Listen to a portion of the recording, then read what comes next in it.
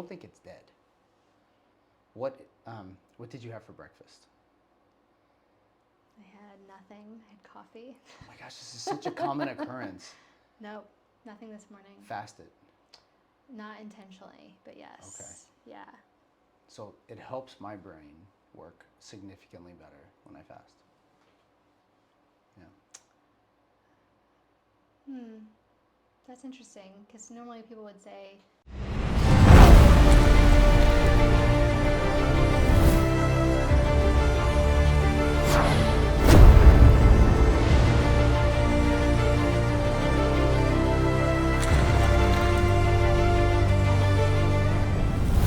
Courtney, nice to meet it's you. nice to meet you. Thanks for coming. Finally. And, well, thanks for letting me come to your place. Yeah, glad you're here. This is super exciting because you're in a space that is really, I think, lonely. Figuratively and and literally. I love being here. But I'm really thankful that you chose to sit down with us, chat. I think you have a cool story, so I'm excited to hear about it. And just a little bit that we got to have before. I was like, no more. We have to talk on camera. So first, where are you from? Born in Chicago, raised here, grew up on the west side. We live on the east side now, Okay. in Irvington, but Yep. I went to Ben Davis, which, Yeah. Oh, you're not from Indiana. So I do know that Ben Davis produces excellent athletes. Yes. And I think you're a 6A school. Yeah. That's a big school. It was a big school. It was a big school then, too. Yeah. I graduated a long time ago. So me too, but just to put in perspective, my high school class where I'm from had 350 graduated students. Wow. How about you? Ours was over 1,000, and I graduated a long time ago. So now I'm sure it's bigger. Yeah. It's even bigger. Well, Ben Davis is a powerhouse. Yeah. Good times. So parents, what did your parents do? My parents owned restaurants. So I come Entrepreneurial from spirit. Interesting. and they lost the restaurants, actually. Okay. So my parents, my great-grandfather came from Greece, set up a food truck when he got here. Then my grandparents, built that into a catering and wholesale food company. And my parents took that and started 3 restaurants. Wow. That all failed. Oh. And so When did it? When did it fail? Yeah. I was in elementary school. Okay, so young. Yeah. Okay. Yeah, elementary school. And so I think about the journey that Nathan and I have been on with entrepreneurship and with helping others. And I think my parents are probably rolling in their grave like, didn't you learn any lessons from the pain of, we've lost those businesses? We did. You did. We did, but yeah. we're also really crazy because it was painful. It was painful for the family, and financially it was painful. So I've learned a lot of lessons. I heard a wild quote one time about Greeks, and it was that it's probably true. It was mostly focused on Greece because this was in 2012 timeframe. Yeah. Okay. Right. So like you had the Portugal, Italy, Right. Greece, Spain debacle thing going on, and this buddy of mine is Greek, and all of the Greeks I know personally have either been entrepreneurs or are intelligent and successful. Like I don't really know a lot of like non-successful Greeks. So I was like, what's going on? Why is Greece in the PIGS acronym, right? Like what's happening? And he said something along the tune of economic policy has driven all of the hardworking, entrepreneurially minded Greeks out of Greece and mostly to America. And then what America has is this like bastion of Greek enterprise that really go for it. Thus, Greece is kind of left with those who are comfortable with just whatever is. And I thought that was an interesting analysis. Yeah. My family's from Portugal, so I'm on the other side of that acronym. And my parents have moved. My father has moved back to Portugal, got citizenship, and so I've had the opportunity to travel there quite a bit. And when you look at Portugal, I feel very similar to the Greek sentiment, which is the Portuguese that are hardworking and aggressive have left, Mm-hmm. and then what you have is the folks who were there, and they're just like, this is what it is, Mm-hmm. status quo. Yeah. Don't rock the boat. We don't want somebody coming in and really shaking it up Yeah. and trying to drive some free market. So it was. I think I would add on to that. I think there's some truth in that. I think the economic status has driven out the youth as well. The youth who really want to create change and to make a better community, to be able to have a family and support themselves and kind of live the American dream of being able to buy their own place and have great jobs and raise their kids, right? And just the economic reality, it doesn't give them the opportunity much to do that. So they have to go elsewhere to find that. Yep. You have to leave. You have to leave. And it's such both countries, Portugal and Greece. I spent time in all over Athens and up to Oracle at Delphi. Yeah. And then into That's very cool. Southern Macedonia. Yeah. And then Santorini. I mean, no. It's I mean, amazing. Yes. It's amazing. They really, the whoever the powers that be really did a good job at getting people to leave such a beautiful spot. Yeah. Like, I mean, who wants to leave? I know. I finished my undergrad there in Athens. Oh my goodness. And I remember when I arrived, one of the professors said, you're not going to want to leave. And I was like, no, I'm going to be here and I'm going to do some of the things. She's like, Greece is magical. And I think that is the perfect word. Like, Greece really is magical. The culture, the history. Yes. The food. The geography, the food. The people. It was wonderful. Yeah, I 100% agree. I went from Greece to Turkey. So I had and I was ignorant enough and young enough to not know that there's like, I don't know, 2,500 years of animosity. Like, did I not read the Iliad when I was 20? Like, what happened? And which the answer is no.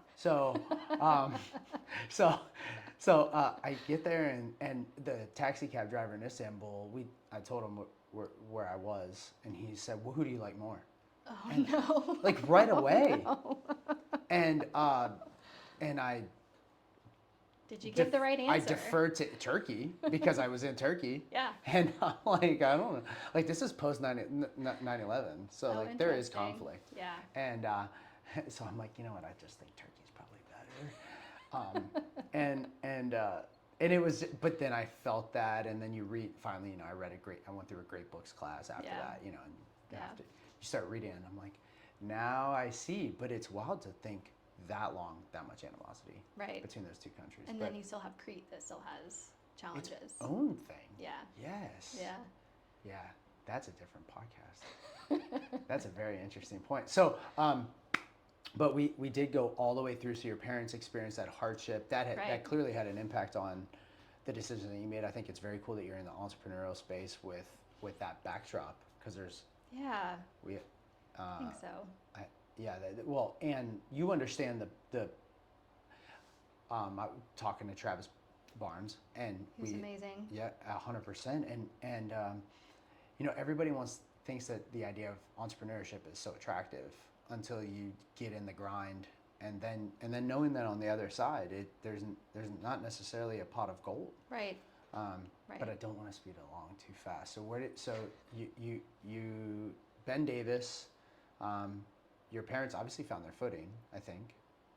Not really. Okay. Not really. So what's that like? How does that shape you? Well, it shaped me in the sense that I went to the University of Indianapolis and played softball, D2. And my last year, I stepped away from softball and finished university in Greece because I needed kind of an escape. And it was a very expensive escape, but a good one, a good choice. So was that an exchange program or? No, okay.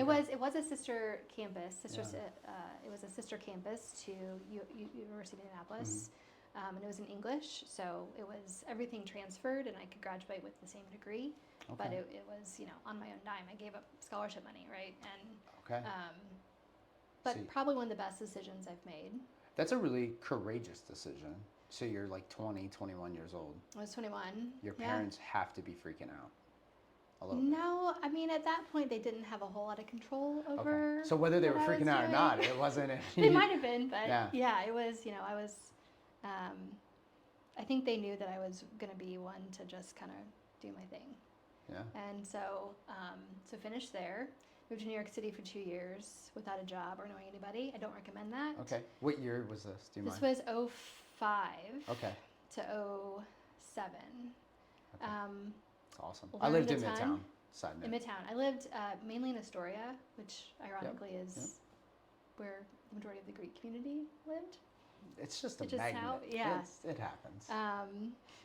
But learned a lot. I did feel, even though I'd been in Athens and I felt like after living in New York City on my own and figuring out all the things that like I could go anywhere and do anything. What a great And I still feeling. believe that. Yeah, still believe that. So from there, I knew I wanted to go to grad school. Okay. Do you speak Greek? Oh, not can't much believe I didn't anymore. ask. Okay, but Yeah. did you? I did. So I went to growing up. I went to Greek school Okay. every Wednesday, Oh, Saturday. that's so cool. Yeah. Yeah. I took a year, leaving the military, I was trying to figure things out. I went to seminary for a year and took, Fascinating. I took ancient Greek Oh yeah, right. to read the Right. early texts. Right. And Which is very different uh, than modern day Greek. very, yeah. Like why people say it's all Greek to me, I'm like 100% know why that expression came about. I did not finish strong. That's the only thing I'm gonna say. My wife she also took it with me, and she was a linguist in the military.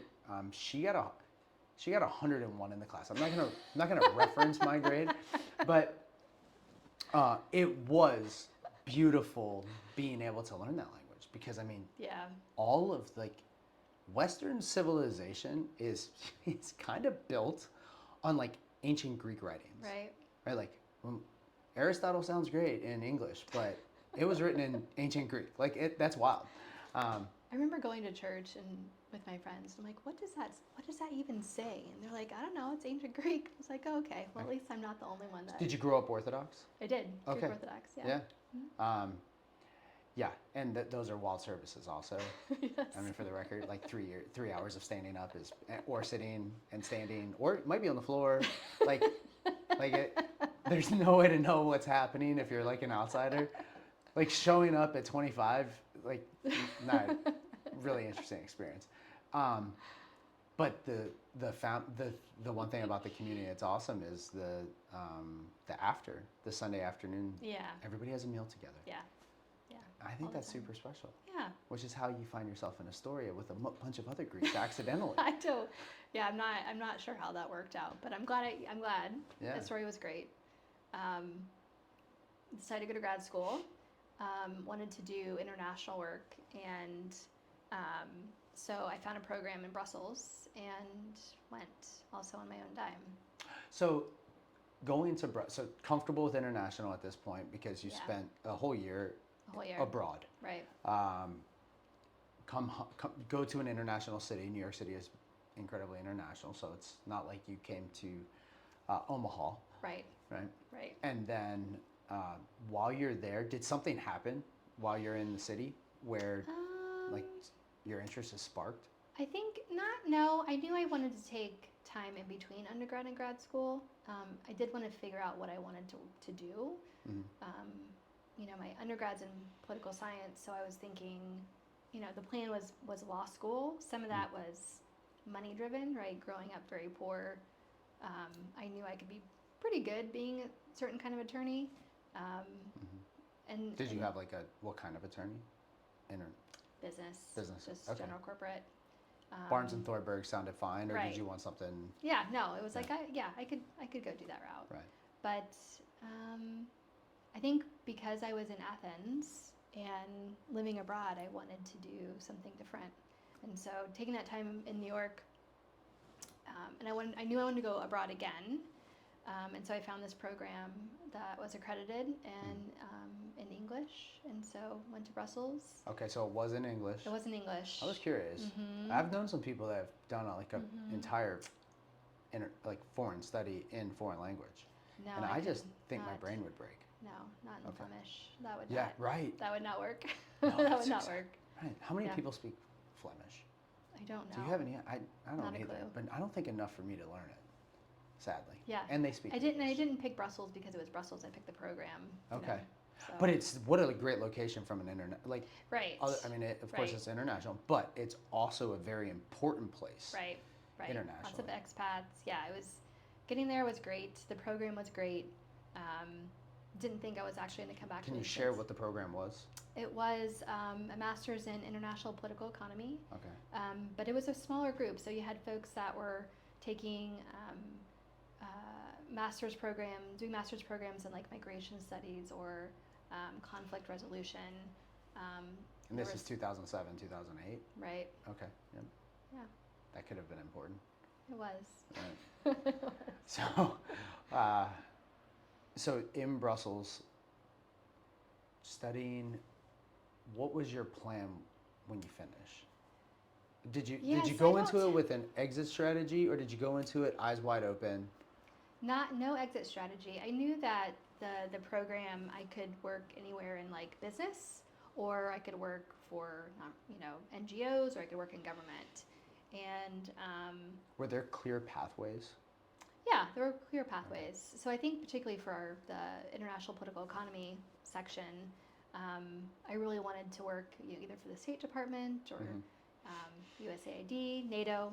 Right, we actually had a lot of people that entered into the NATO system, and that was the plan. But I had to come home a couple times and didn't budget for that. So I ended up coming back to Indianapolis early, finished my dissertation. Thankfully, they let me do that. And I met Nathan, my husband, like a month after I got here. So the plan was to stay a little bit, make a little bit of money, get a job, move. Preferably back overseas, but... This is when you were waiting tables? Yes. Writing your dissertation? Right. Do you feel comfortable sharing what your dissertation was on? It was on structural power between China and the U.S. Do you find that it was a prescient work Yeah. in today's climate, or? Yes. Yes, Really? It is. Yeah. My That's writing, I look back on my writing, I'm like, my writing isn't very good, but the concepts The of idea, right? Yeah. So, I've come a long way. I want to. We obviously have to talk about Nathan, your husband, who Yes. served, Yes. which is how we're all connected. Right. But before we get to Nathan, what parts of your So I mean, because you're a mid-20s. Yeah. And here we are, like 18 years removed, give or take. Right. And I mean, if I'm not mistaken, China is still considered an emerging market in some capacity and is getting funding from the IMF at a Right. Right. Emerging market rate, which is fascinating in a Yeah. separate discussion, of course. Yeah. But no one necessarily saw where we would be 2025 I talking think about that's true. Toulon. I mean, I think When I say I no one, think- I should say Yeah, those of us that are on the lay side, right. but thinkers. But those, yes, and I think those were the conversations that were being had in the master's program. I think at that point, life was very different then, almost 20 years ago. Simpler. I think in the order of where the U.S. stands versus where China stands, I don't think anyone had any idea where we would be in 2025. Yeah. And the influence, I'd say even like erosion of some of the institutional power that the U.S. has, I don't think that was really on the horizon, that people thought that was going to happen. So I think it's interesting. It's interesting thinking back on it now of like what we were talking about and what's come to fruition and what's changed and things that we, the curveballs that have been thrown our way. Would you say the thing that sticks out to you the most is the potential erosion, institutional erosion, hence reduction in power internationally, Right. allowing for Other somebody's got to fill the void, right. and Exactly. China's stepping up to kind of do that. Right. And you see that with like Silk Road Initiative. You see that. Right. You see that big in Africa. Right. Right. Which also was, a part of the discussion, but I think the velocity of how things have shifted, both China's influence and also the decrease of the influence from the U.S. I think that was not expected. at least in the conversations we were having in class. Right. In Brussels, Yeah. 2007, 2008. Yeah. Right. The conversation wasn't so focused. But could you see on a long enough time horizon that there was going to be a heavier weight in influence to China? Oh, yes. The discussion about if not curbed, yes, that they could have the type of influence that they're gaining right now. They have, and they've gained. Yeah. Yeah. Was there a conversation on how to operate it in that world? Is it We talked a lot about soft power and diplomacy. Yeah. Yeah. So interesting. Really interesting. So for the sake of time. So Nathan. So you come home, and you're taking care of family stuff, I think. Yeah. And then working in the restaurant, saving up, do your dissertation. Right. You were supposed to go back. Did you need to defend your dissertation? No, thankfully that program, only if you were failing did you have to defend. Oh, that's and nice. So I Okay. did not have to defend. You weren't failing. I was not failing. Okay, this is good. So your husband, so you're in Indianapolis? Right. Okay, and then your husband is, Nathan, is he from here? He is not. He's from kind of all over, mainly upstate New York. Okay. Grew up chunk of his childhood in Arkansas, and then finished high school out of Northwest Indiana, which is where he enlisted. He enlisted out of Crown Point into the Marine Corps in 2000. And so he was in 2000, 2005, did 2 tours in Iraq, and then used the GI Bill to go to school at now, IU Indianapolis. Mm-hmm. So he was towards the end of his undergrad when we met. So I was never an active duty spouse. Mm-hmm. But yeah, I was waitressing at a bar, and he was a patron. That's how we met. Well, military service does lend itself to you being a bar frequent. So what bar was this? The Claddagh, downtown. Oh, yeah, okay. which is closed now. But That's funny. Yeah. All right. That was a great Irish pub. They sponsored my rugby team. see? The one up in 96? Yeah. Yep. Yeah. So I played rugby. Claddagh was where we did our socials. Mm-hmm. It's a good spot. Until we started singing songs about Margaret Thatcher. And then Then they kick you out. things went south. Some of the rugby songs are not like good for under like 14, Right. maybe 12. Makes sense. And Claddagh was a family establishment kind of. Right. That one That was. one it was, That, yeah. the one just south of Carmel was. So they sponsored us, and big fan. So that's pretty interesting. Okay, so he came in, Yes. and then you guys met, We met. and then this blossomed into a Yeah. relationship. Unexpectedly. But yes. you said before that you were tempted by international opportunities, and here you met a Right. person. You're like on the theory side of things, Yeah. and then you met a That's right. somebody that was involved in the practitioner, yeah. like Sure. Travis said it really well. We are the execution arm of public policy, Right. and so you're on the think tank part, Yeah. and you meet this guy that's like, no, well, here's what 2 tours in Iraq look like. Right. So let's have that conversation. So how does that work? Yeah, well, it didn't. Right. Yeah, so I've told this story before, but I was applying for jobs, contractor jobs. At that point, there were lots of contractor jobs in Afghanistan and even Iraq, with like USAID or the UN or NATO or other NGOs. And so I came home one day and we were chatting, and I go, I applied for this contract job in Afghanistan. And we had conversations, right? I didn't spring it on him that I was like, we both had plans to move elsewhere after he graduated or after, whatever the next step was. And I said, what do you think about that? And he said, he paused and he's like, I think I'll give you a pistol and a flak jacket and tell you good luck, because I'm not going back to a war zone. And so, I had to think about that of like, do I, am I gonna follow my dream career that I actually paid a lot of money for, right? Yeah. And worked really hard for, or maybe see how this plays out. And so I stayed. Mm-hmm. And, he was going to finish school. He was prepping for the FBI.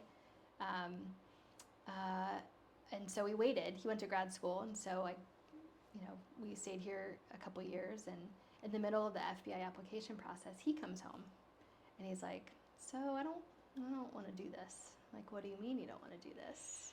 And in reality, he didn't want to be away from home.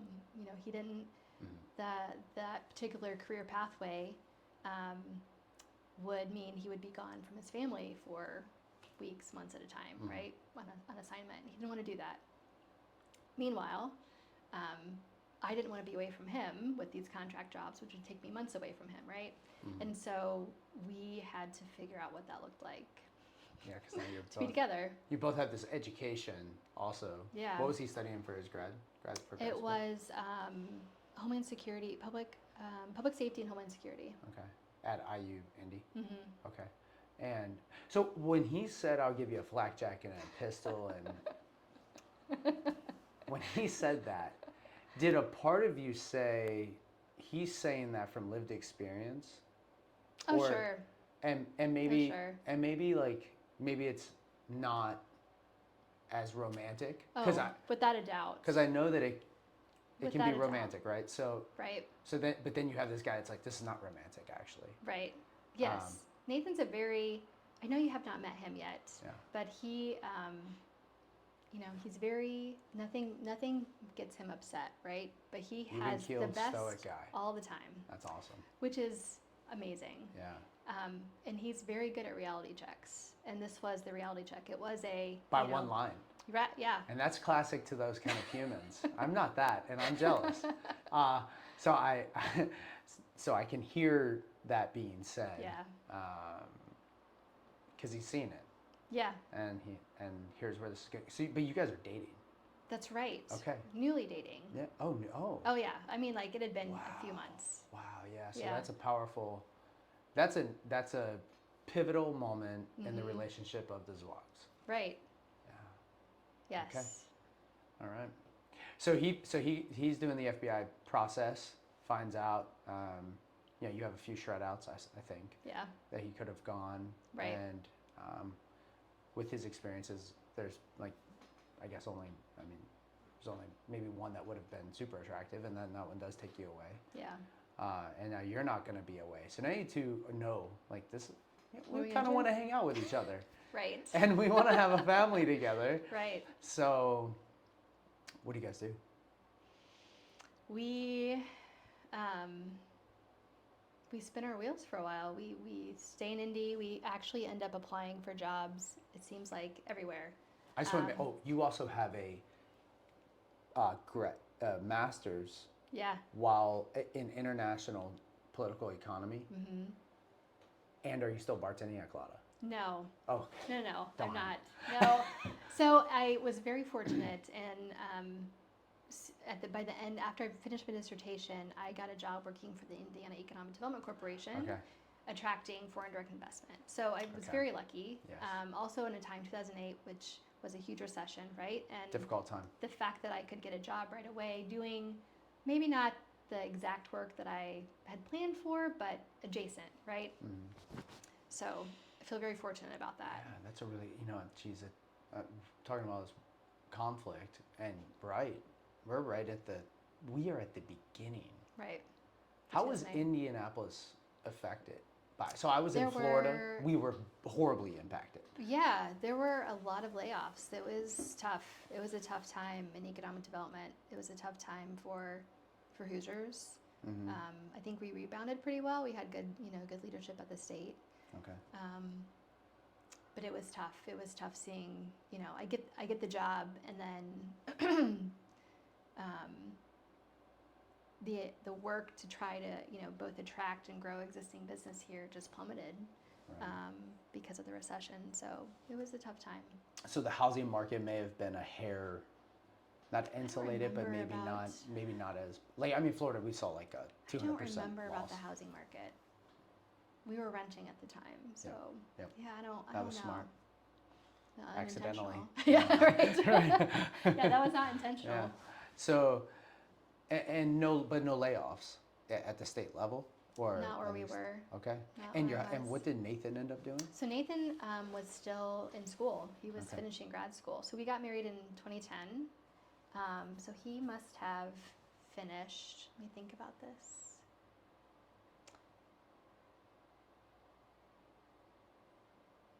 I think he finished grad school in 2010. Okay. Yeah.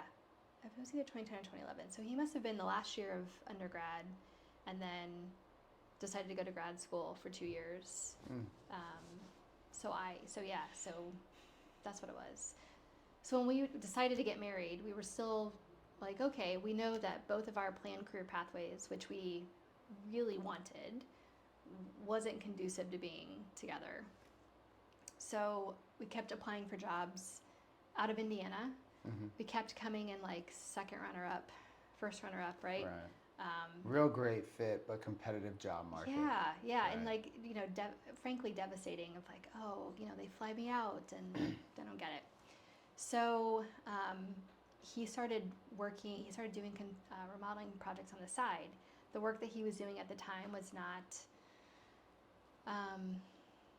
fun, right? He is not someone that really enjoys sitting behind a computer, and that was most of his work. And so in order for him to kind of enjoy life, he would do these remodeling projects on the side. In addition, So he's handy. He's handy. He framed houses before going to the Marine Corps. Okay. And so he was like, I'm going to go fiddle, right? And it was interesting because he would do those projects and then come home like really happy. And I'm like, we need to do more of that. How do we do more of that, right? Right. More fiddling, less big computer. And make money, right? Yeah, of course. That is a hard thing. The other thing I'll mention too, actually, a catalyst in this is Team Rubicon. Okay. So I don't remember what year. Maybe it was either 11 or 12.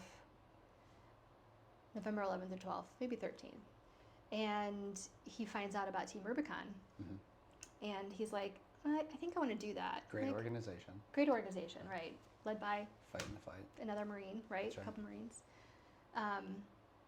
And so he goes on disaster response, takes a week off, and comes back, and he's different. Like he's settled. Like makes me emotionally think, Oh yeah. he's different. He's, serving his community. He's with other veterans. He's working with his hands. And so also it was a thing of like, well, you need to do more of that. Mm-hmm. Like if this is what feeds your soul, let's go do more of that. And so he did that for a while, did the remodeling projects. He took a lot of time to volunteer with Team Rubicon. And we slowly kind of started picking at the idea of him starting the business. It took a lot of convincing from me, and he'll admit it, but it took a lot of convincing because... Was he trying to convince you, or were you trying to convince him? I was trying to convince him. Yeah, it's hard. Oh my goodness. Yeah. Meanwhile, we were also trying to start a family, which took some time. Right. And so... you should share what the business is. Zinc Contractors. Okay. So he's a general contractor. He does both residential and commercial. Commercial side is tenant improvement work, which is this building that he's done. And so... Which looks amazing. Thank you. Yeah. I'm glad I complimented it before you ever even told me that. Well, yeah. I can't take credit. It's his work and the crew's work. But fast forward. So fast forward, we start together, Zinc Contractors in 2017. Our daughter was 9 months old. Oh my goodness. And so I had the full-time job. He actually was the one that had the insurance, the good insurance previous to that. So we needed to have our daughter and kind of get through that. And then he's like, okay, I think we can try this now, right? And full-time IEDC, you? No, at that point I had moved on. I had been working with other consulting companies. But yeah, that was the start of it. And then you started the business. Yeah, best decision ever. Really? Which is why VentureVets, I think had there been other people in his orbit suggesting that a job in construction first would have been helpful for him. instead of kind of taking the time to kind of figure stuff out on his own and get trained. But also that entrepreneurship is a career pathway. You know, you still need the right tools and you need the right training, but had he had a community and resources like that, he would have started it a lot sooner. And you are trying to help that process. Yeah, it's almost like not being an active duty spouse. For me, it's a way that I can give back and kind of fill the hole that I wasn't able to provide because I didn't know him. But now we can make it easier for others to start and grow. So your thought is he punches out in 05, probably not entirely sure what he's going to do, does his undergrad. Federal law enforcement was like the thing, right? Which I think is a common, if you're like secure, a protector, right? Yeah. Like, oh, I know I can do that. Yeah, I can't live 6 months in Iraq, right? Anymore, but I can serve my local community or national bureau, the FBI. So your thought is through this organization that you definitely have to share. So what is VentureVets? So VentureVets is a place to support veteran and military spouse, military connected entrepreneurs start and grow their businesses. We have an affinity for construction because of our family business, right? I'm an economic developer by training, and so the real estate and construction side is the network and the work that we know best, but we've helped people across all industries, whether you're like cybersecurity or artists or plumbers, it doesn't matter. Right. But yeah, so we started that still as a passion project. We incorporated in 2022, but we had been doing the work since we started Zinc Contractors. Okay. So like word got out, and so typically Marines would call and say, hey, can we grab a beer? How'd you get started? Who do you bank with? How do you hire? And so we just it was started like doing a grassroots. Like, oh yeah, guys are calling. Yeah. And they're saying, hey, I see what you're doing. Yeah. So-and-so said you guys started this. I need advice. And so we just flexed our network and did a lot of one-on-ones and coffees and beers and dinners. And so then fast forward, and actually INvets is instrumental in this.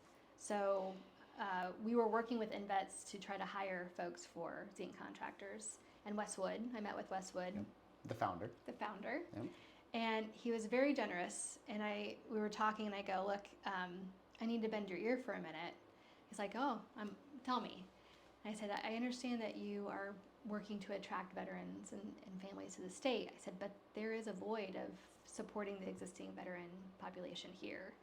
And I would like to do that. And he's like, how can I help? And so it was actually with him that I had brainstormed putting together events to spotlight veteran-owned businesses, basically to put these community events together to connect folks that are either in entrepreneurship or want to become entrepreneurs. And Wes was instrumental in that. He was very supportive. So that's fantastic. Yeah, INvets has been there from day one. You guys have just been great partners. Both informally and formally now, but yeah. So well, the number of times that we've emailed but not met is kind of impressive. Like that ratio was excessive, right? Like I'm like a 3 emails to 1 cup of coffee guy, right? And we're at like 6 months, a year, and no coffee. Yeah. So that's not like my MO at all. But long overdue. Wes is a great guy. I love telling the story. I'm in Salesforce looking to contact a partner of ours for employment to hire one of our veterans. And I just called the most recent name, which is not Westwood's name. It was definitely supposed to be the hiring manager. And the phone number was supposed to be the hiring manager's phone number.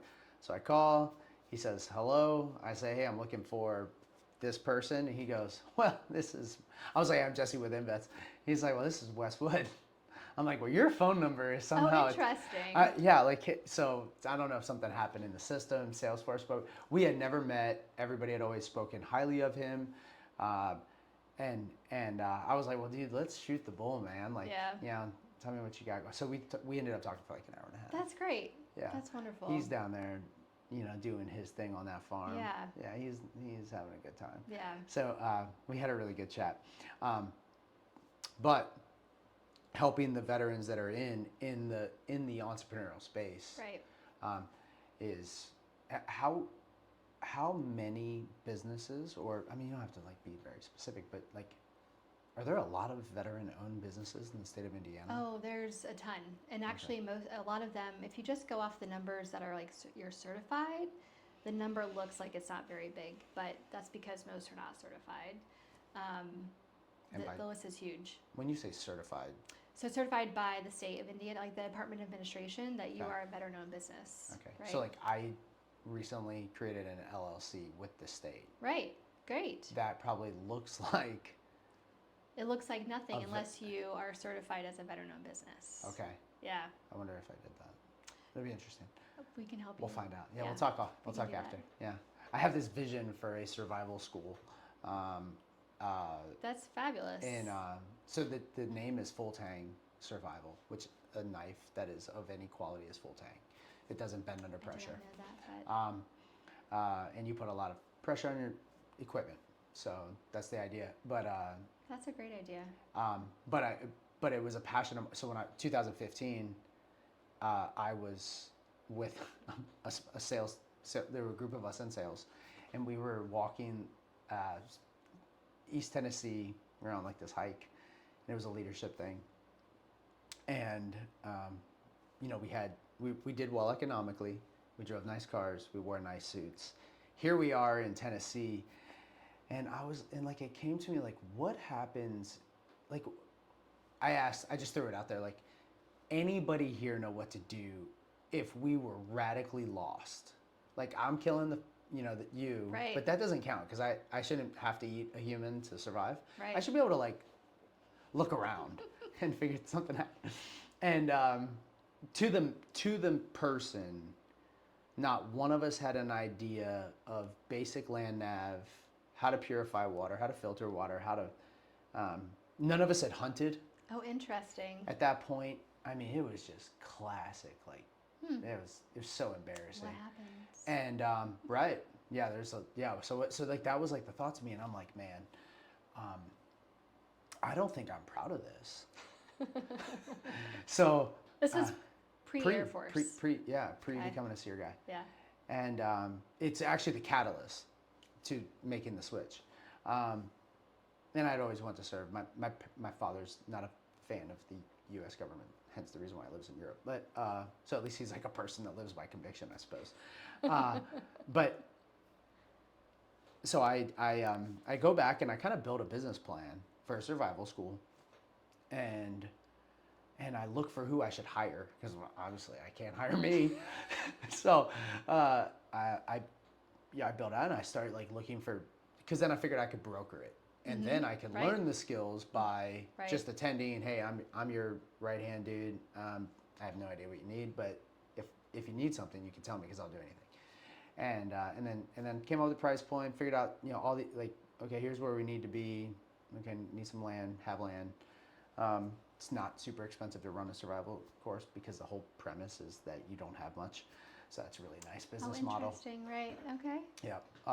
So you have like 10 items, right? Like, okay, it's really, really quite cheap. And I have 14 packs at my house. So like the most expensive thing You covered. already have.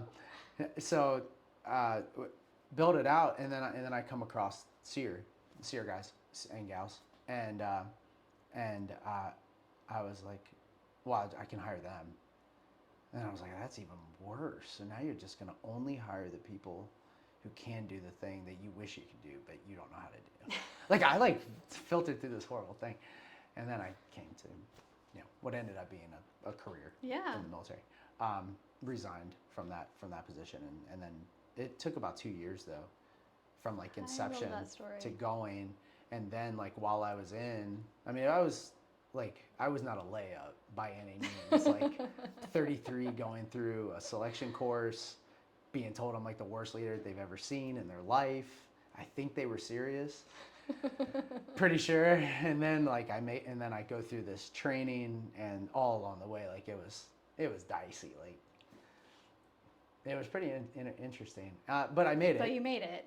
I did, to the chagrin of probably some of my cadre, and came out on the other side, and I think I've represented us well after. But the traiing is something that, like, to then take families is really what my passion was. That's a great idea. It's father sons, father daughters, Yeah. mothers daughters, mother sons, right? Take out and teach these basic opportunities, and then allow for the natural flow of conversation that occurs, which is very special in those moments. I just took my 17-year-old. We hiked Pikes Peak, 14er. Oh, wow. Last week. And then last month, I took my 14-year-old to hike the same one. So my 3 older kids have all hiked a 14er. And those 15 miles will produce some amazing conversations. I believe it. And so it's like, that's very that. cool. That's that whole thing. And way too much about me. But I'm sure we would want to sign up. So whenever like well, you get that going, you let us know. Yeah, so it's definitely a passion of mine. But and that's an interesting point that you just made. Veterans have these, like, I'm not an isolated case. I think every veteran I talk to has like this thing in the back of their mind. But I think it takes courage to step out and leave the public-private sector, right, and go into your own project. I think it does take courage, but I think it's also it takes financial planning. Mm-hmm. So one thing that I've talked about, which is not intentional, and that is we were able to do it because we lived very simply. So both Nathan and I grew up very poor. And when we bought our house, first of all, when we bought the house, it was a fixer-upper. And the only way we could do that is that Nathan had those skills, right? Like I didn't have them. So we bought the house for a song. And part of it was knowing that we could fix it up, but that if anything were ever to happen to either of our jobs, I knew we'd never lose the house, right? Like no matter what, I'll always have a house. Mm-hmm. And so because of that and the way that we, our cars were used and paid off, right? That was the safety net for us, and really Nathan, I would say, to like make that leap. Mm-hmm. And it did take time, right? Like it was 2 years for you to thinking through it. It was probably that amount of time for him to really get comfortable with the idea, but we couldn't have done it if we had, frankly, like a big, beautiful house in Carmel, right? And drove fancy new cars. That life is wonderful and nothing wrong with that. But I think you do have to have, it's a risky venture, literally. Yeah, that's such a good point. So the capacity to be able to take that leap requires financial freedom. Yeah. Right. Yeah. And it's a trade-off, right, of the lifestyles. Like in the beginning too, especially like going to our friends' houses that were just like immaculately decorated, right? And ours is like, well, this room has been redone because Nathan could do it, right? We're still sanding the stairs. Right. No, that's my house, except for it's in Carmel, which is a horrible idea. But those are trade-offs, right? Like there is like the stability of a corporate job and the lifestyle that you have. That's great, but I think in entrepreneurship there are trade-offs that you have to think about. That to your point about, you mentioned Travis Barnes not saying that there's no pot of gold at the end of the rainbow. Like it takes, we joke about it. We've been in business now 8.5 years, and it's 10 years to be an overnight success, right? Like it takes a lot of work and dedication and contingency planning, which I think lends itself to, the military training. Right. People talk, that's what it takes. Right. What I call Nathan entrepreneurial, he is now, but I think it had more to do with the contingency planning that he constantly is doing the back of his head in case shit goes wrong, right? And that's what makes you good at entrepreneurship. He's been trained, observe, orient, decide, act. So he's constantly in this loop. And then you have these primary plans, these alternate plans, these contingency plans. Right. Right. He's got his emergency. Right. But that does make that personality mixed with, because we align entrepreneurship with kind of like scribble it down on a napkin and go. Yeah. But that's not really all that common. Yeah. It's just like the story that you might read about. Right. You write in the Wall Street Journal or something. Right. But the actual thing is like the time spent from that napkin to, Yes. All the sausage hey, Courtney, making. let's talk. Yeah. Let's brainstorm. Hey, Travis, will you brainstorm with me? Hey, the community, working together to try to figure that out. So in your capacity, how would you explain your role? Oh, I have a hard, it's actually kind of difficult to define. So when it comes to VentureVets, I would say I'm the one mainly doing the work, and then Nathan provides mentorship to the cohort members and certainly in the community, right? He's leading, seeing contractors. It's our family business. That's his full-time thing. VentureVets is still our passion project. Sometimes it's more than that. We had 3 cohorts this spring, which we've never done at the same time, and it was a lot. Do you feel comfortable explaining what those cohorts Sure. are? So typically in a cohort, it's usually focused on a topic. So we had one that was on small business, as a small business in construction. So newly formed or folks that are looking to get beyond, maybe the first year. And then we did 2 cohorts with INvets, focused on digital skills. So all of that was digital and talking about things like digital marketing, cybersecurity, how to get your finances in order, the types of tools that you need for your finances. We had data analytics, and then I think I said cybersecurity.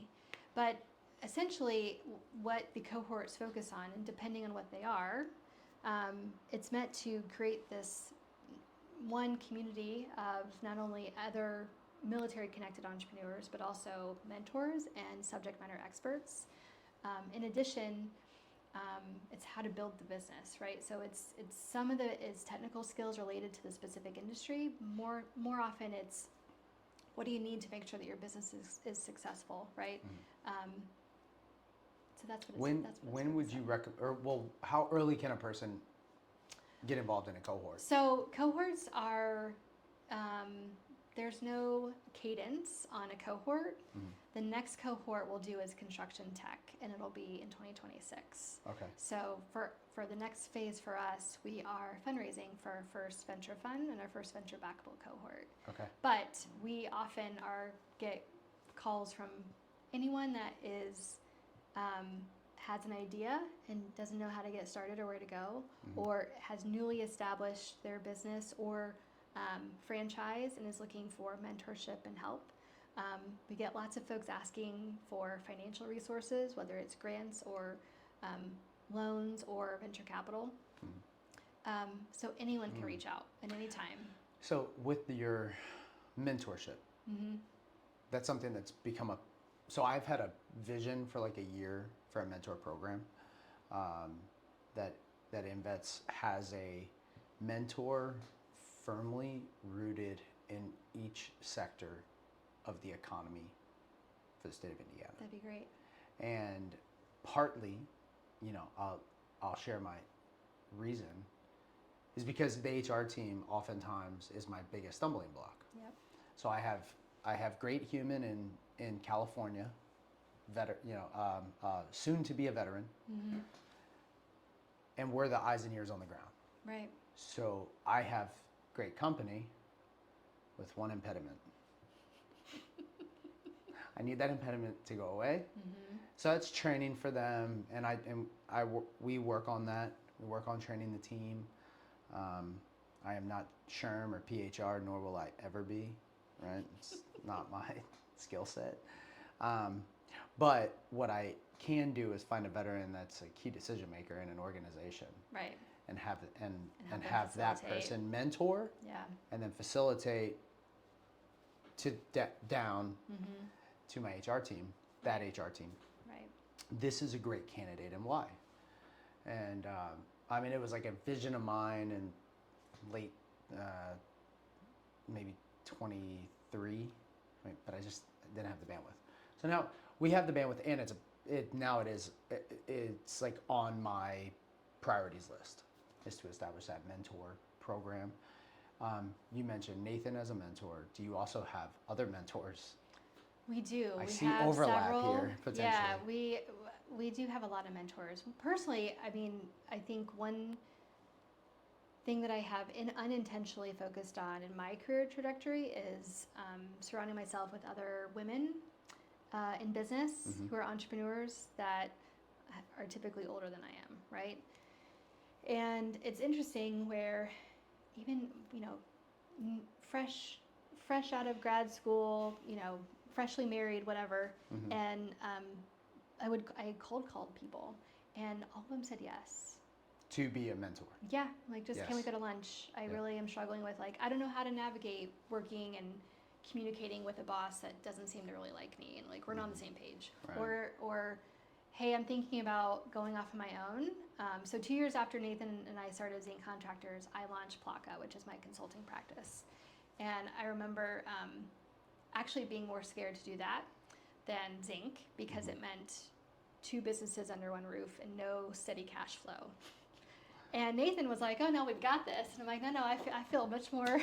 I feel much not. I was not at ease." What was he it. basing "we've got this" on? I mean, I'm sure. He was confident that we could figure it out. I mean, that's also his MO, right? But there was cash coming in. There was cash coming in for sure. Okay, right? just not like reliable. Not a steady paycheck, right? And every 2 weeks, yeah, you're gonna get hit. That is not, and still to this day, the cash flow projections is we're on it because it's interesting when you have so many different businesses, and yeah, it's been interesting. But yeah, his MO is even though he was somewhat hesitant to start Zinc, in general in life, like you had mentioned, you're an eternal optimist. He is too. He's like, there's nothing we can't figure out, right? And we did, and so we've done that. So anyway, talking with other entrepreneurs about that, and they all said yes. With mentors with the program, we have actually been. It's much more about matchmaking. Right. Depending on the needs of the entrepreneur, but also either the specialty or and frankly even personalities between the mentor and the mentee. And it's not a formal program, but it's someone would reach out and say, I need to get my act together about hiring, right? It's like, well, you need to talk to so and so. I think this would be good for you guys to connect. Is that person an entrepreneur who does hiring, or are they not necessarily an entrepreneur, but they could be a hiring manager at XYZ firm? Right. So there's people in talent acquisition folks. Right. Bob Fedorsen with EOS, and I was with Bob yesterday. Right, like it's various folks in the ecosystem. So you align. So do you mind if I ask, does Bob work within your mentor program? He has presented. So there isn't a formal mentor program. As an 8-year Marine Corps officer, I'm sure that he's very happy to. But he is, yeah. So he has come in and presented to our cohorts, but also for folks that have just general questions about how to scale, they need to talk to Bob. So they're doing well. They could be doing better. Right. And I mean, what a great problem. Yeah. This is good. It is. These are good issues that veterans are having. Yeah. Even for example, there's a leader in higher ed who has worked as a co-founder in a startup in the past, and we met up maybe 2 weeks ago, and he's like, I think I want to bring EOS to the university. I'm like, that's interesting. So it's just, the mentorship and the connections, it varies depending on. I should say that my aunt is an EOS integrator. Oh, really? Yes. That's interesting. She was the chief marketing officer for a pharmaceutical company, and they used EOS. That's cool. And then she was like, I love it, and I want to do it. EOS and is she's great. All chips in. Yeah. Resigned. Oh, really? That's great. Which was. Well, you see traction on my. Well, that's why when I came in, I sat down with Travis and there's an EOS book out. Yeah. Then I walk in here and I see Traction and there's another. And, we started, Sarah started with EOS before the leadership oh, really? team. Oh, great. Yeah, and That's then, wonderful. and that's why we did day 3 yesterday. Nice. So if you're familiar. So Yes, it that's sounds great. like we are now out of the black days. That's great. Yep, according to Bob. So That's we're great. thankful for that, trudging along through those hard days. That's wonderful. Core values, foundational values, right, and stuff. Okay, so that's your mentor program. You do it's formal, it's formalized, but it's not like institutional. Like it. No. You know that if somebody calls, you have a network Right. of humans that you can put them in touch with, Correct. based on their needs. Correct. And do you do that, or do you have a? So it depends. So typically, the guidance that I give new folks that call us, and their first question is, "Hey, where can I get money?" That's where I say we need to take like 20 steps back. Have you met JP? I mean, it doling starts it out. with because there is this assumption, and I think some of that comes with the courage piece, right? Of, well, I can't do this unless I have money because that's too risky to my family or whatever I'm doing. But in reality, very few places will give you money if you don't have current customers or you don't have a plan or X, Y, and Z, right? And so there's just a lot of like the mentorship side of that. Yeah. I think there's also. So folks will call you and say, "We need money," and you're like, "Cool. So what's the business?" They're like, "That's we're forming." They'll say things like, so one example was a guy wanted to buy his own semi truck, and I said, "Well, that's great. Are you how long have you been doing this work?" He's like, "Well, I've been like a contractor doing this on like a 1099, doing this for I think a year." And I said, "Okay, but do you have an LLC?" "Well, I'm going to start." I'm like, "Okay, well, once you get your LLC, then you can show that you have contracts under your LLC instead of your like just being a 1099. "Well, but I need to buy, in order for me to form the LLC and be a contractor, I need to buy my truck." No one's going to give you money to loan for the truck if you don't have a book of business, or at least contracts to show that you have customers, right?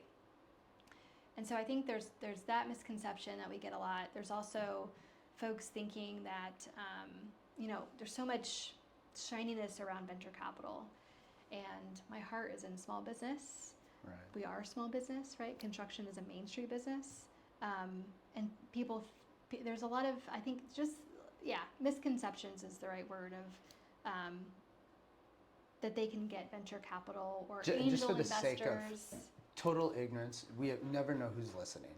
Yeah. So when you say venture capitalists, yeah, people giving you money in exchange for equity in their business. Okay. So in general, I think that there's a misconception that even for a Main Street, this can happen, but that venture capital grows on trees, and there's venture capitalists that are everywhere in Indiana, which there are a lot, but and they're wholly not. altruistic also. Yes, and that they can just give pieces of their company away, which I would also argue you shouldn't be doing to an extent, right? And so this misconception about that they can just go find people to give them money and they can give their business away. Okay. When their business isn't scalable and venture backable. So Okay. misunderstandings about the types But you of can capital. help walk them out of that. Yes. Right. So okay, hey, I hear you, but. Right. And then that's part of your mentorship, I think. Right. Also.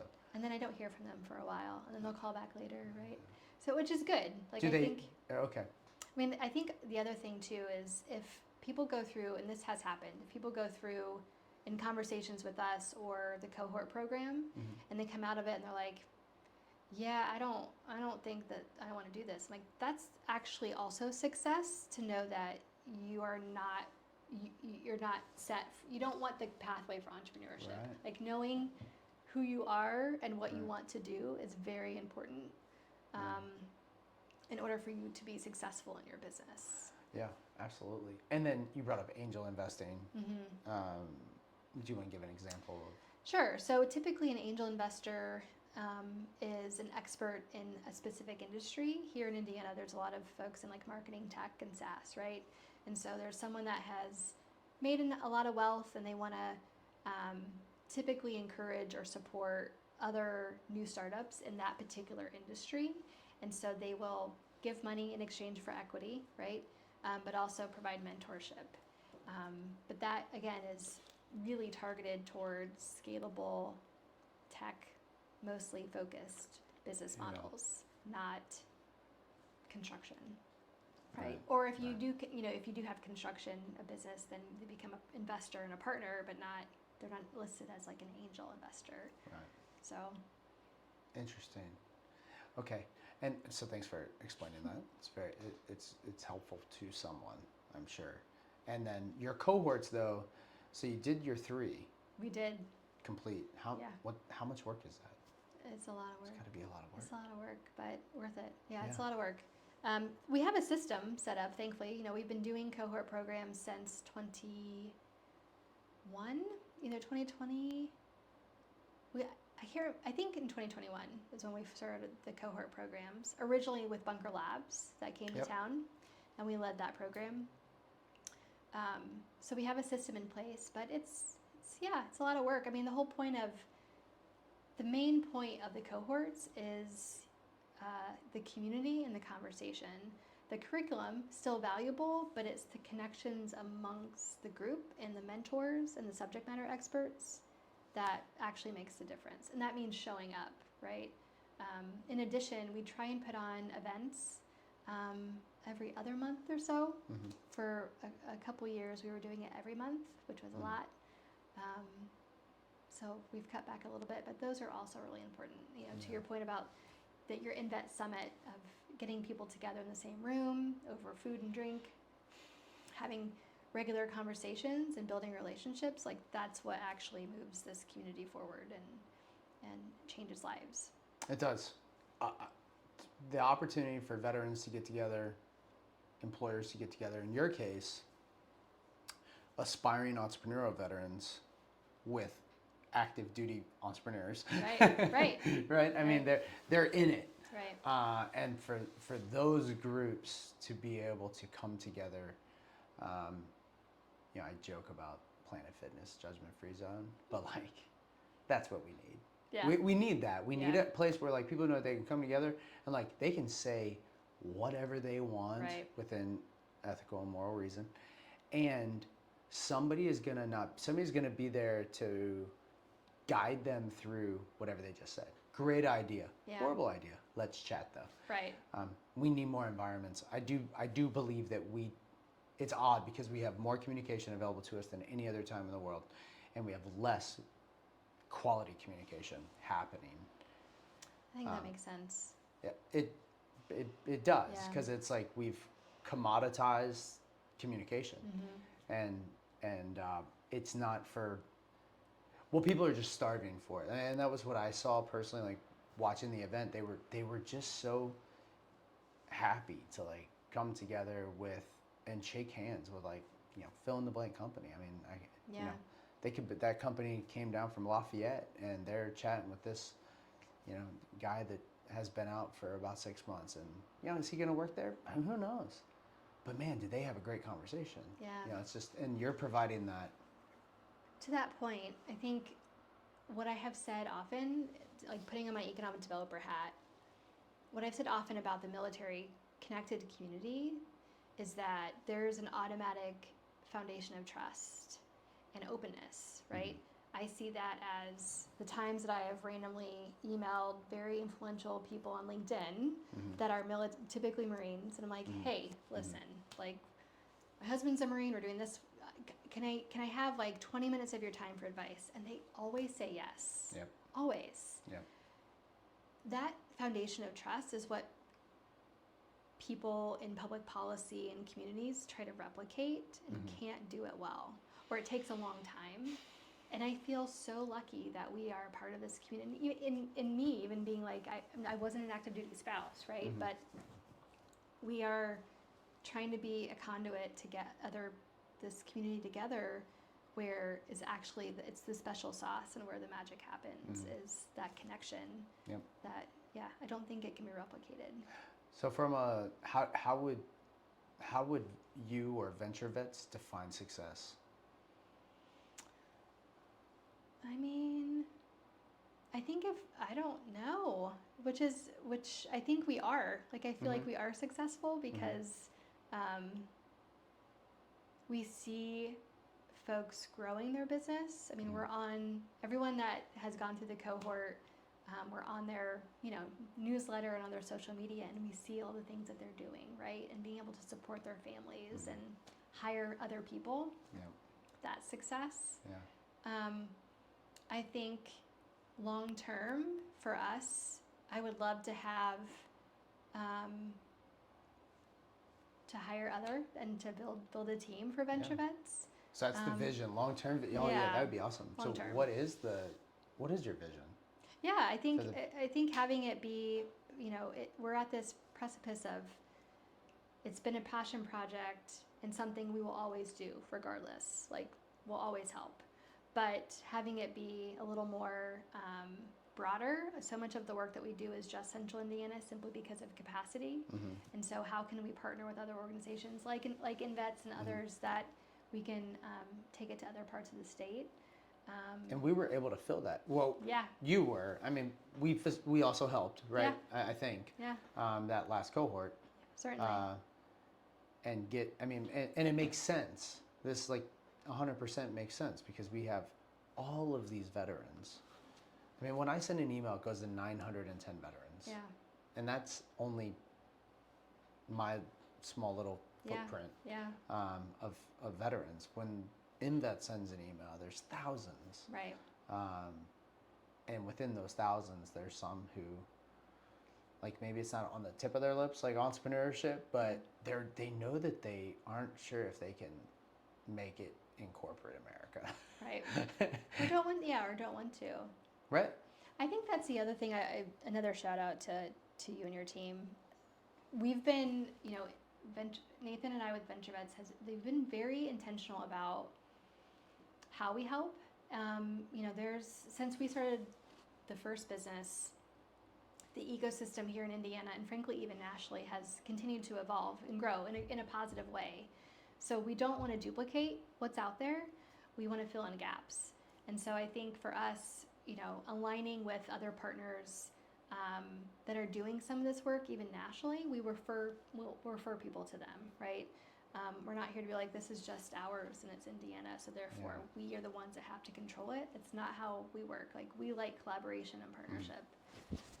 And so if there's,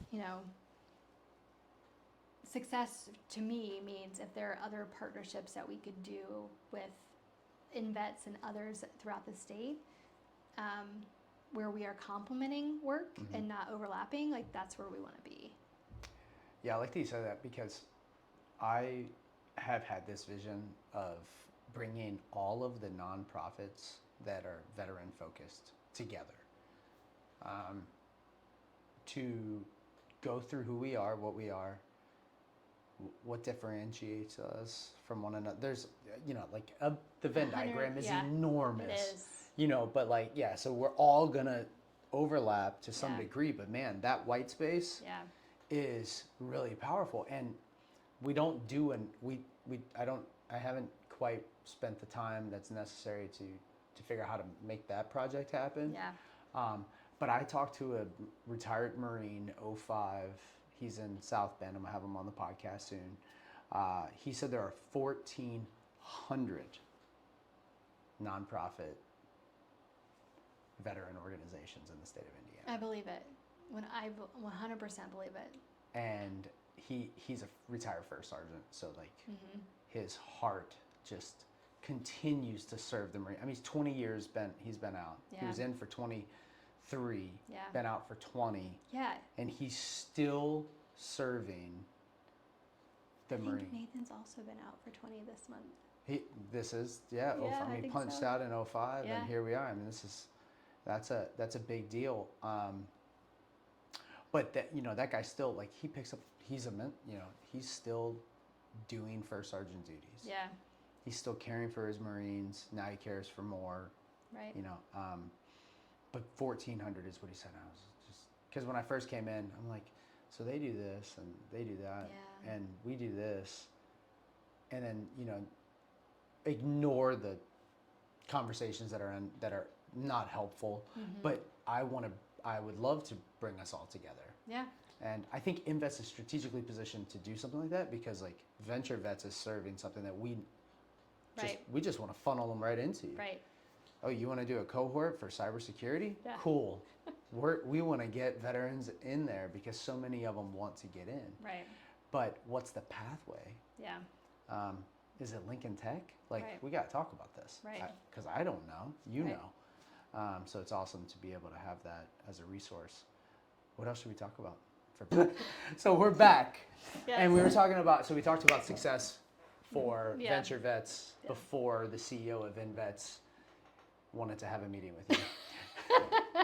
So, but you were sharing like what's coming up for VentureVets. So we are planning for our first venture backable cohort in construction tech, which means we're going to have a fundraiser January, February of next year, and we are raising money from investors. Okay. So beyond that, we'll be doing a couple of monthly events. So we'll do an event likely at the end of August, beginning of September, and then another one in October, and then one, of course, for like the Marine Corps birthday / Veterans Day.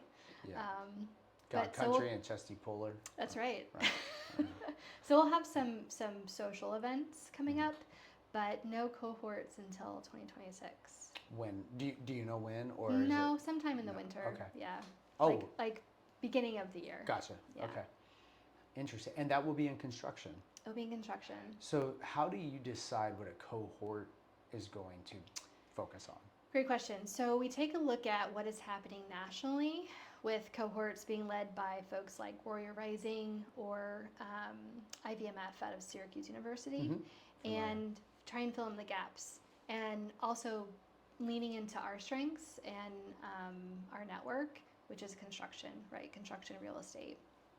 So for us, it meant, I think the ecosystem is pretty well developed and has resources for folks that just have an idea. If they want to work in a virtual cohort where they have an idea to either buy a plumbing franchise or a logistics company, there are avenues that we would refer people to that. We don't want to duplicate that here. For us, the cohort model, though, is one that works really well because there's so much more you can learn and so much support you can get when you're in a group versus just one-on-one. One-on-one is important, especially if you have technical questions, right? Or having like lots of difficulty, which often happens when you are in entrepreneurship.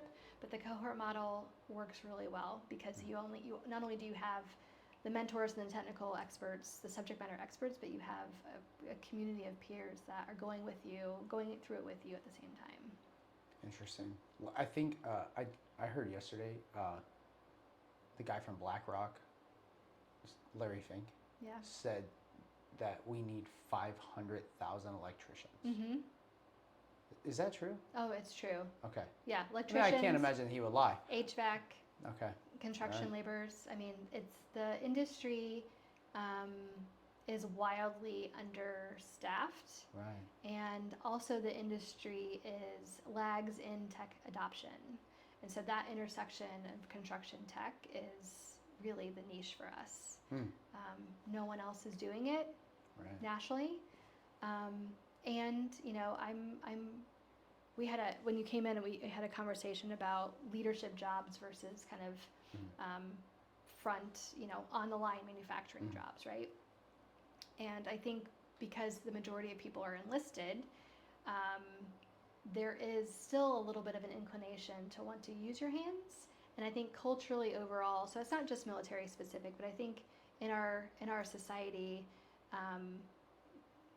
there are lack opportunities for folks that want to work with their hands more, right? Versus in an office. And so that avenue and pipeline of talent coming out of the military into construction, period, I think is a great avenue, both for leadership jobs, but also labor jobs. and then add in the component about entrepreneurship, and it seems like it's a win-win. So service member, Yeah. we meet them, they're punching out March of 26. Yeah. Not entirely sure what they want to do. So if you have a construction cohort, they need to have an idea. They need to pretty well know that They should I'm have going into construction. construction. Right. Correct. They should know. Also, it's more ideal if they actually have construction experience, either before or after the military. So I Okay. think our sweet spot are not folks that are just transitioning out. If it's specific to construction or say specific to any industry, I think they have to have the industry knowledge first before entering into entrepreneurship. But you never know. There's some folks that have gone through and have an idea and immediately like, this is what I'm going to do. I know I'm going to start this. I have this startup idea and I can get funding and I know how to do it. But it's not the norm. Normally it's, like the typical population, it's folks that have been working and have an idea for a side gig, right? Start doing the side gig for a while. Need help in building that up until they can finally take the leap and quit their full-time job to do the startup and the small business. All right. So that's what March of 26 looks like. Yeah. And then you have the Good Mentor program. Everybody's established. Would you like to provide your contact information? Sure. So VentureVets.com. Or I'm on LinkedIn, so Courtney Zaugg on LinkedIn. I do a lot of work on LinkedIn. You're going to want to spell that last name. Zaugg, yeah. Zaugg, pronounced like dog, but not spelled that way. So Z is in Zulu, A-U-G-G. Yeah, off. that'll work. Yeah. We don't need the military. Thank you. You're welcome. I had to think about it for I a know, minute. you were thinking, and I was like, just don't worry about it. Zulu.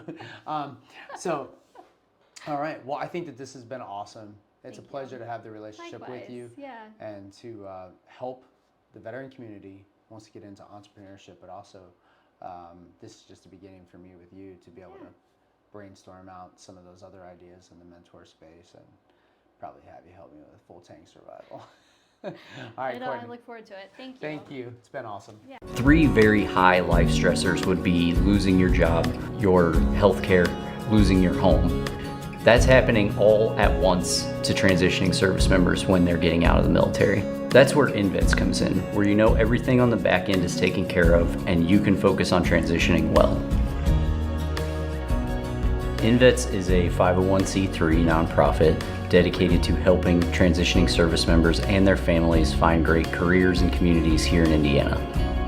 The way we usually connect with veterans is in-person events. They are assigned to a case manager, which is one of the 5 veteran engagement managers who are located in 5 regions around Indiana. They'll really work hard to connect with them. And then they complete the profile in more detail about the types of careers they want, the skills they have, where they might live, do they have a spouse. So it's a very personal service. And we try to match them with the right career, and we try to match them with the right community. We take our job seriously, understanding that we're not selling somebody a thing, we're helping somebody move into the next phase of their life. That's not lost on us. We are not moving one person, we're moving a whole family, and every member of that family has a different need. We try to have those open discussions about everything. So what we realized was just helping somebody find a job when they get out of the military isn't enough. There's got to be more to it than that, especially if we want to create lifelong Hoosiers. So we started thinking about what can we do outside of helping people find great careers to get them connected to their community. Transition is not transactional, it's transformational. And it's something that we talk with our staff about all the time. We cannot look at transition out of the military as a transaction of leaving one job and going to another. It's a transformational moment in somebody's life, and we hope and believe that should be Indiana. And once they're here, we remind them that we're here for life. So if there's anything that you need once you've gotten here, you're looking for a volunteer opportunity, a way to get involved in your community, or you just need some resources for things that you're trying to take care of, whether it's some of your veteran benefits, you can reach back out to us and we're going to put you in contact with the right people to get you taken care of.